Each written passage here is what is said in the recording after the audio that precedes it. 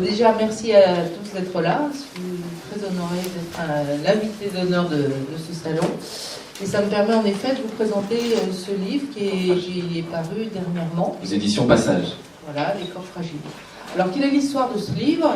C'est une rencontre, en effet, et c'est une rencontre que je n'avais pas souhaitée parce que jusqu'à présent j'aimais écrire des fictions, c'est-à-dire que j'aimais inventer des histoires, j'aimais créer mes personnages, même si c'était toujours dans une idée très précise d'approfondir une question, que ce soit le temps, l'animalité, etc. J'aimais inventer des histoires. Et puis, quelqu'un me parle, je l'explique un moment dans le livre, d'une certaine Marie-Antoinette, qui s'appelle Marie-Antoinette Galland, une femme qui est née en 1929 et qui a eu une vie assez particulière, qui est une personnalité intéressante. Et on me dit, ce serait bien d'écrire sa vie. Et moi, je me dis, oui, enfin, bon, ça, c'est pas pour moi, il y a plein de gens qui sont capables de faire ça. Mais bon, je vais tout de même écouter, rencontrer cette femme qu'on me présente.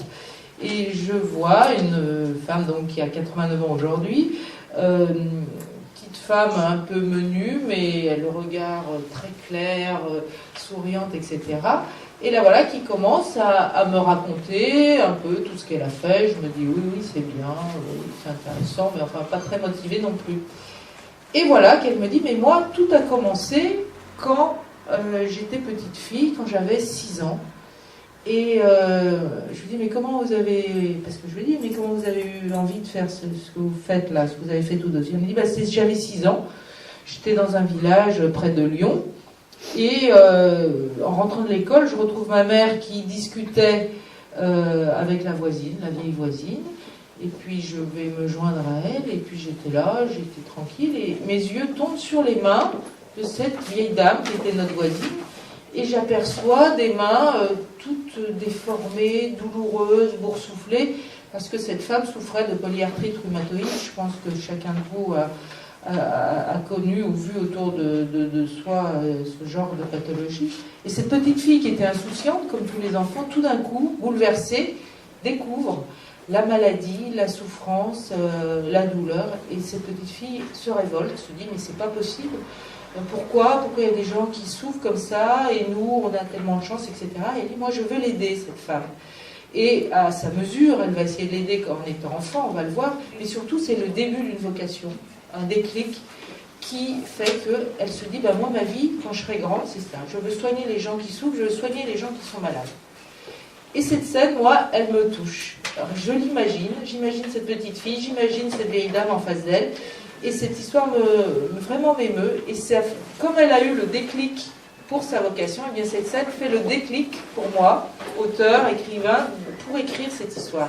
Je fais parler Marie-Antoinette, c'est elle qui raconte sa vie. Alors, c'était dit, je dirais, il y a eu des interrogations pour moi, parce que même si toute ma vie j'ai travaillé en équipe avec des infirmiers, des infirmières avec qui j'ai toujours été en super entente, des aides-soignants également, c'est vraiment un travail d'équipe à l'hôpital.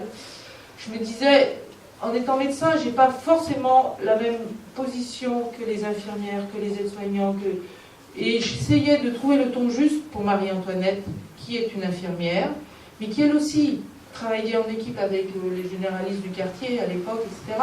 Il n'y avait aucune rivalité, je dirais. Je reconnais, moi, le rôle de ces soignants, que ce soit les infirmiers, les infirmières, les aides-soignants, qui sont au tout contact du patient, qui souvent se confient à eux plus qu'à un médecin qui passe plus rapidement, qui prescrit les choses, et dans des soins qui vont se revenir avec le contact physique, avec... il y a une autre dimension aussi dans cette approche-là du patient. Et j'ai essayé de la respecter au maximum quand j'ai fait parler Marie-Antoinette. En plus, on a une ou des histoires, alors à chaque fois une ou des histoires qui correspondent à la vie médicale, professionnelle de Marie-Antoinette, et puis l'autre facette plus personnelle en fait. On a ces deux dimensions à chaque fois aussi dans les chapitres.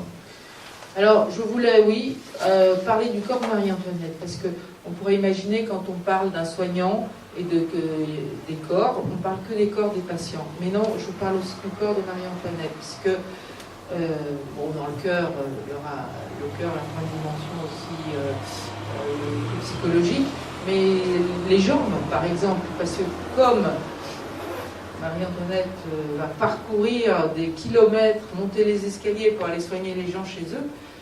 Il y a voilà, elle me dit, mais le soir, 40 km par jour, elle faisait.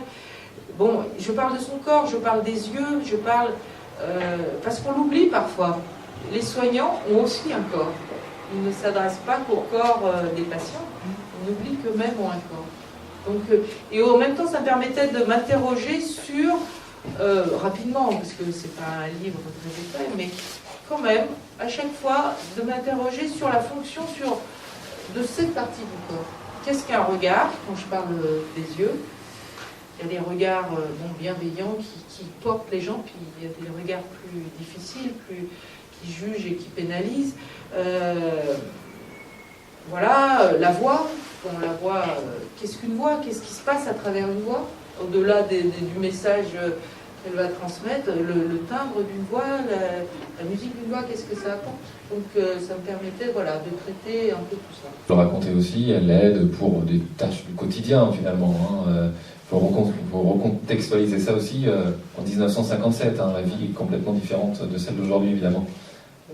Oui, alors elle me dit, je faisais du recyclage avant l'heure. Elle élevait, voilà, elle prenait un pyjama de bébé, elle le lavait, elle portait à une famille. Alors elle soignait beaucoup de gens très modestes, des familles qui avaient très très peu de revenus, très pauvres. Donc elle passait, elle faisait des vêtements d'enfants, des objets, des ustensiles, des couvertures. Elle était un peu le cœur de tout un réseau de quartiers en fait.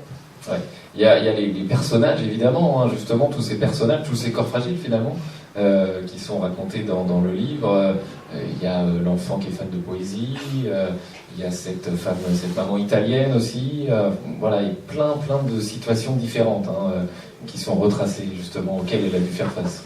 Et oui, alors donc elle m'a bien sûr à chaque fois raconté les choses qui l'avaient marquée.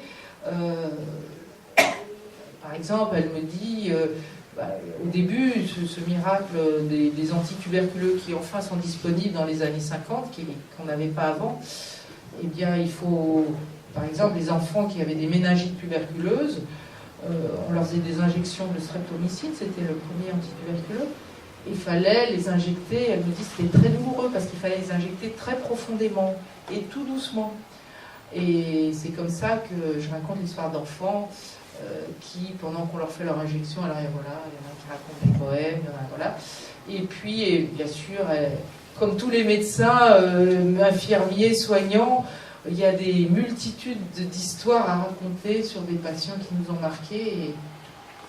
Et j'ai donc gardé tout ce qu'elle m'a dit pour les raconter à ma façon, et j'ai ajouté certains de mes souvenirs pour certains patients, comme par exemple le chapitre sur la voix. Ça vous connaît. Voilà. Comme ma spécialité dans l'ORL, c'est la voix et la chirurgie des cordes vocales.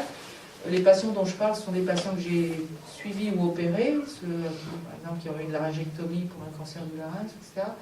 Mais je les ai traités d'une façon comme si c'était les patients de Marie-Antoinette, dans l'esprit de Marie-Antoinette, et ça m'a permis aussi de fixer sur le papier des gens qui m'avaient marqué. Il y a une citation que j'ai notée, 1/4 de seconde après, 1/4 de seconde avant, le vivant est mort et le mort encore vivant. Moi, je suis entre les deux. Voilà, ça correspond parfaitement à ce que vous dites. Oui, ça fait réfléchir aussi de façon modeste, parce que c'est pas un ouvrage en 10 tomes, mais sur la vie, finalement, et la mort qui fait partie de la vie. Et on se rend compte, pour tous les gens qui l'ont vécu de façon personnelle, sans forcément être dans le monde médical, dans leur entourage, c'est vraiment impalpable. Et c'est vrai qu'il y a une seconde où la flamme est là, et puis la seconde d'après, voilà, le cœur s'arrête, et on passe d'un état à l'autre, c'est rien, et c'est en même temps immense.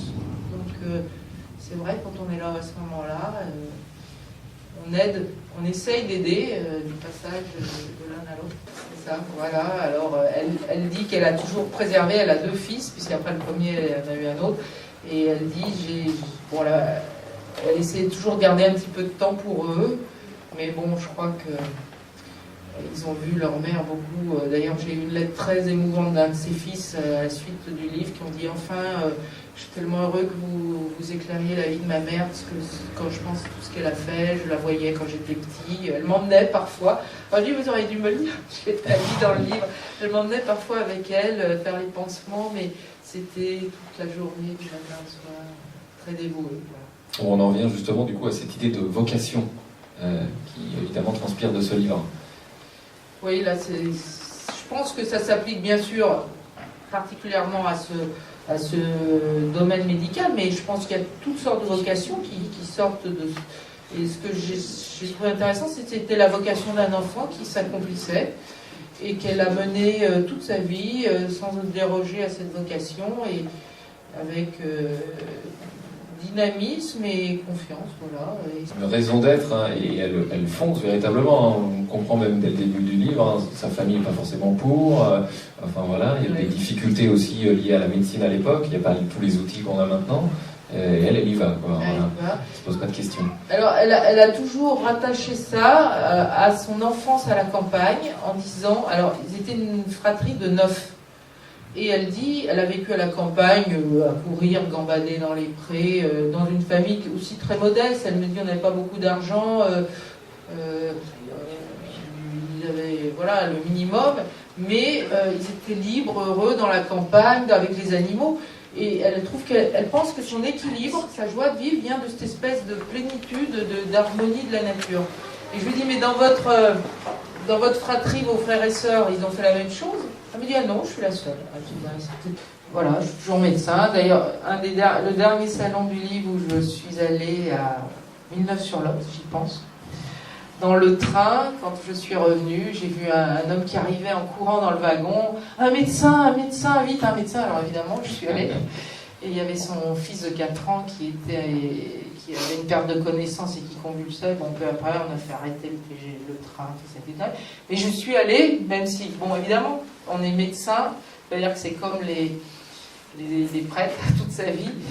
Après, quand on pratique, bon là j'ai arrêté, je ne suis plus à l'hôpital, j'exerce plus. Je me dis s'il y avait un besoin, une guerre, quelque chose, évidemment j'y retournerai.